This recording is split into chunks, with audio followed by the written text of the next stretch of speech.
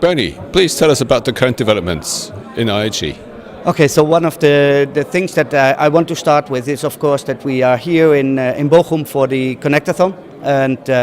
one of the new developments that we show here, of course, of all the profiles that we did in the past, we are focusing a little bit more on the mobile profiles that we created for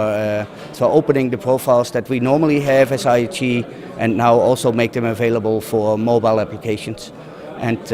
we are trying to use the FHIR protocol as standard as much as possible. Although we know that FHIR is also still in development, we try to get FHIR into our standardization efforts to make that more stable in the future. What is the effect of the 27 profiles being accepted in Europe for procurement? Yeah, that is a very important thing that happened in the last year, is that the European Union decided to adopt the 27 profiles and more or less prescribe them in the procurement process, because that,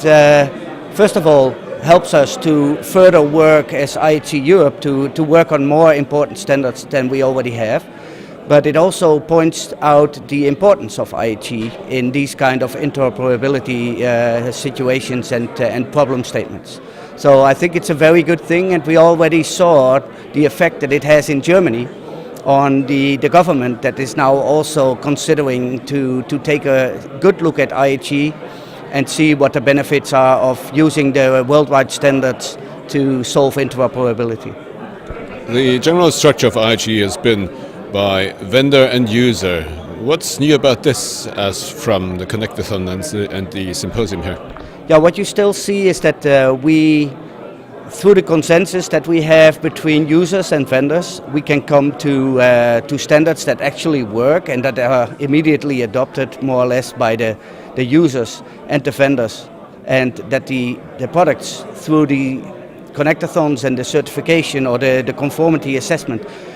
actually become available for the end users to buy, or the buyers to be able to purchase the products.